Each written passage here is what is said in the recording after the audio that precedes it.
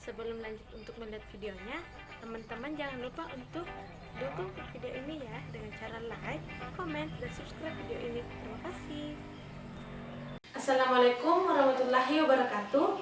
Perkenalkan, saya Sulfira Tiara Arifin, kelas Pendidikan Biologi C 2017. Di sini saya akan mempresentasikan mengenai makalah konseptual saya. Nah, judul makalah konseptual saya yaitu pengembangan buku ajar berbasis inquiry pada mata pelajaran sistem sirkulasi. Untuk mempersingkat waktu, saya akan melanjutkan ke tahap presentasinya.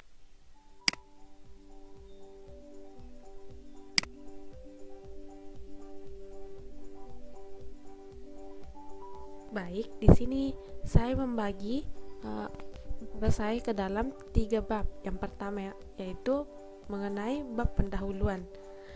Pengetahuan tumbuh dan meluas secara eksponensial.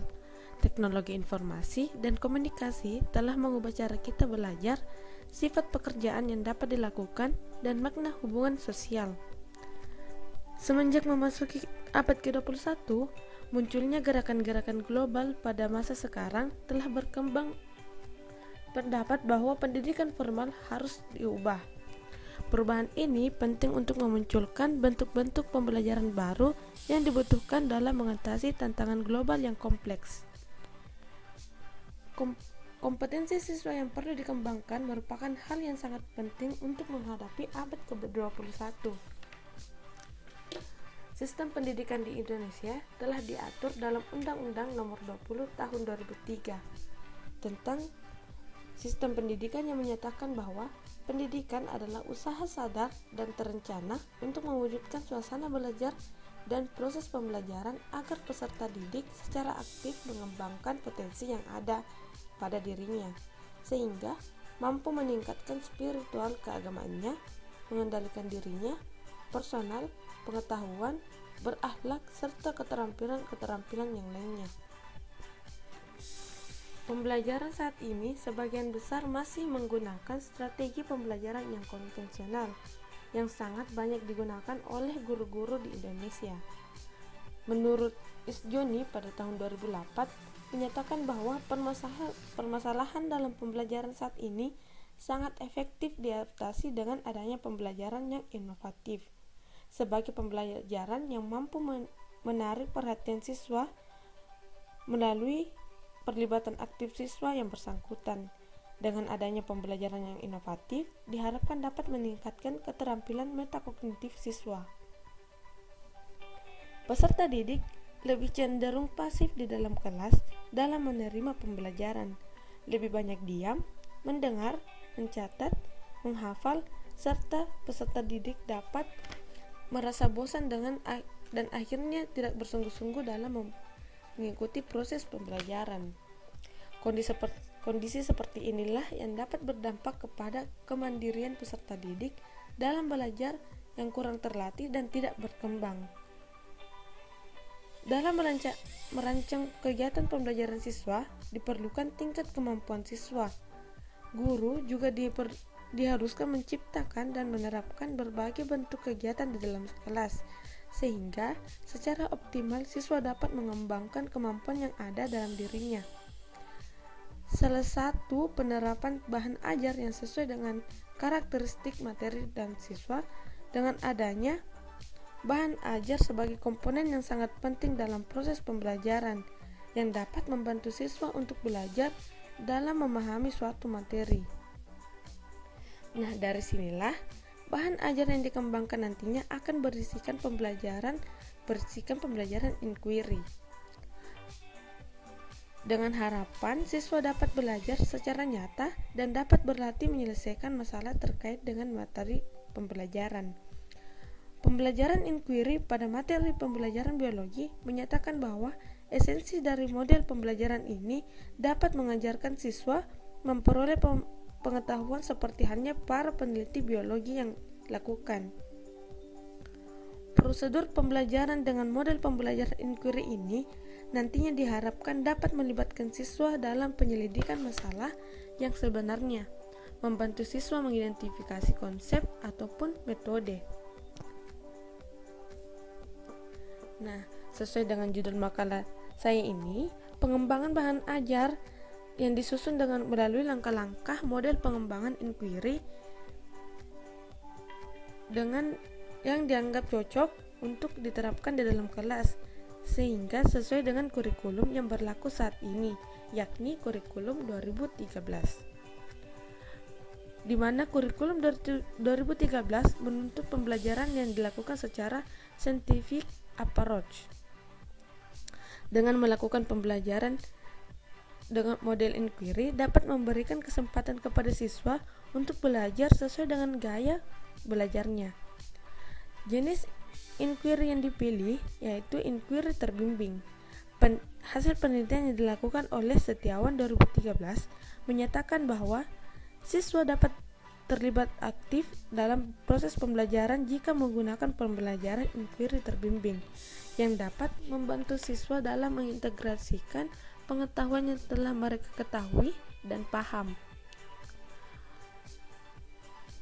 Pembelajaran inquiry terbimbing juga membantu siswa dalam mengembangkan pengetahuan, keterampilan bertanya dan mencari jawaban berdasarkan rasa ketertarikan dan keingintahuan. Nah, lanjut ke rumusan masalah. Di sini saya mengambil 2 rumusan masalah. Yang pertama, bagaimanakah penggunaan bahan ajar berbasis inquiry pada mata pelajaran sistem sirkulasi. Yang kedua, bagaimanakah pengembangan buku ajar berbasis inquiry. Lanjut ke bagian tujuan. Tujuan yang dilakukan dalam penyusunan makalah ini terdiri atas 2. Yang pertama, untuk mengetahui penggunaan buku ajar berbasis inquiry pada pelajaran sistem sirkulasi. Yang kedua, mengetahui pengembangan buku ajar. Yang ketiga, yaitu mengenai manfaat dari makalah ini. Nah, manfaat dari penyusunan makalah ini terdiri atas 2. Yang pertama, untuk mengetahui kevalidan pengembangan buku ajar berbasis inquiry. Yang kedua, untuk mengembangkan buku ajar berbasis inquiry.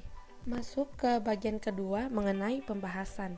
Di sini saya bagi menjadi 3 pokok bahasan. Yang pertama, bahan ajar berbasis inquiry, dan materi pembelajaran.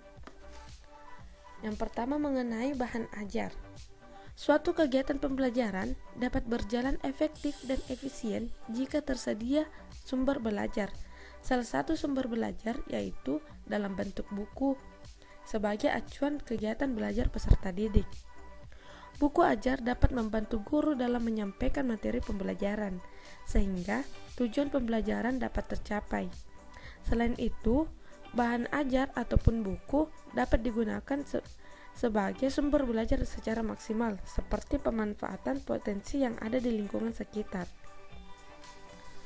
Kementerian Pendidikan Nasional pada tahun 2010 menyatakan bahwa bahan atau buku ajar sebagai komponen pembelajaran yang paling berpengaruh terhadap apa yang tersedia dalam proses pembelajaran. Salah satu program pemerintah yang telah tersedia yaitu program BSE atau Buku Sekolah Elektronik yang telah memenuhi kelayakan pemakaian berdasarkan penilaian BSNP dari para penerbit atau penulis.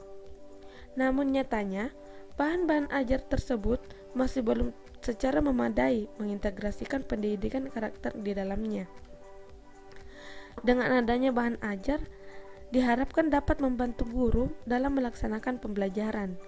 Bahan ajar didefinisikan sebagai informasi, alat, dan teks yang diperlukan guru atau instruktur untuk perencanaan dan penelaahan implementasi pembelajaran.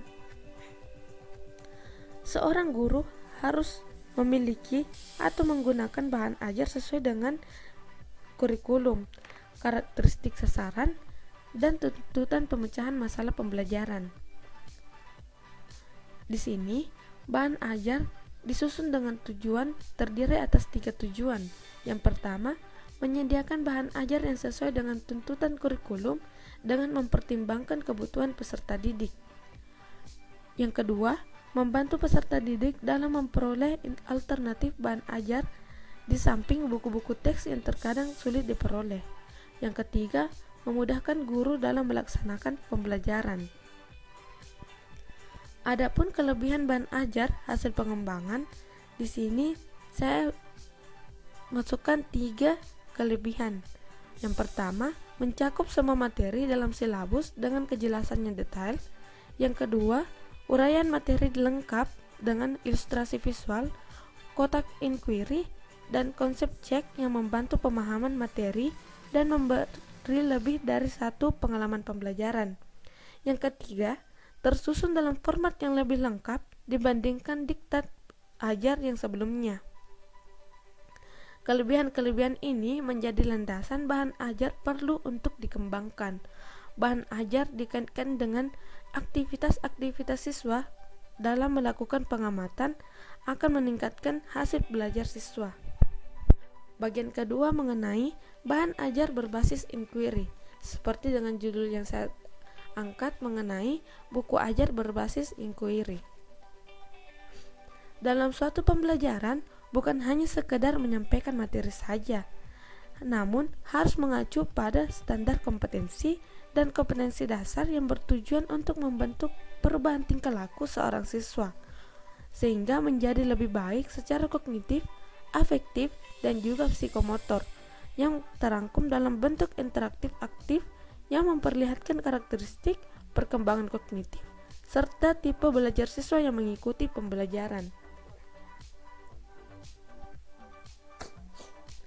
Menurut Sunjani pada tahun 2014 menyatakan bahwa model pembelajaran merupakan suatu rancangan untuk melaksanakan kegiatan pembelajaran yang disusun secara sistematis untuk mencapai tujuan pembelajaran yang telah diterapkan.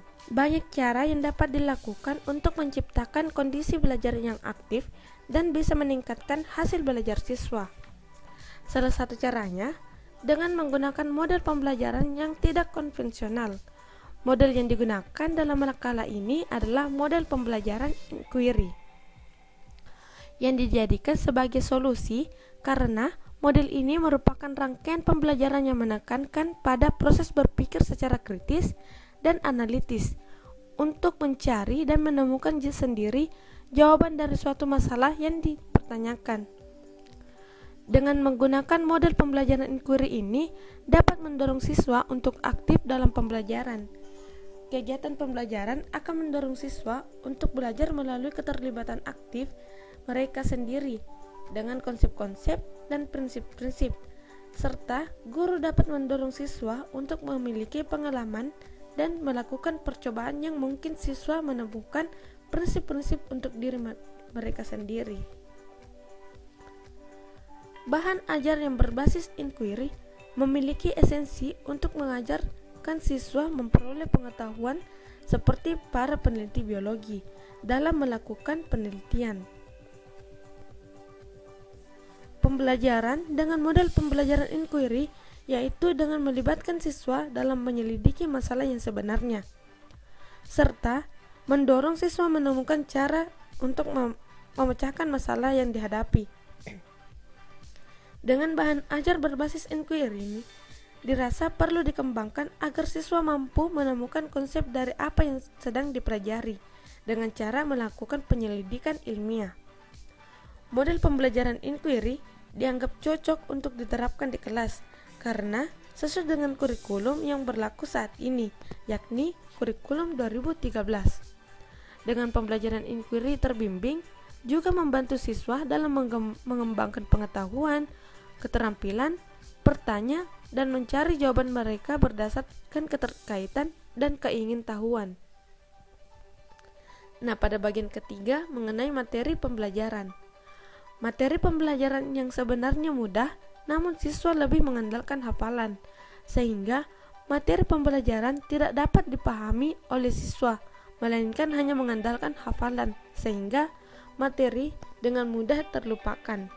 Salah satu materi pembelajaran di SMA kelas 11 yang lebih mengandalkan hafalan dibandingkan pemahaman yaitu materi pembelajaran mengenai sistem sirkulasi atau peredaran darah. Maka dari itu, tujuan dari penyusunan makalah ini untuk membantu kebutuhan dalam membantu pembelajaran, yaitu mengembangkan buku ajar berbasis inquiry agar dapat membantu siswa dalam mengembangkan pengetahuan keterampilan, bertanya, dan mencari jawaban berdasarkan keterampilan dan keingintahuan. Di sini saya mengilustrasikan bahwa ada hubungan timbal balik antara guru dan peserta didik di dalam kelas.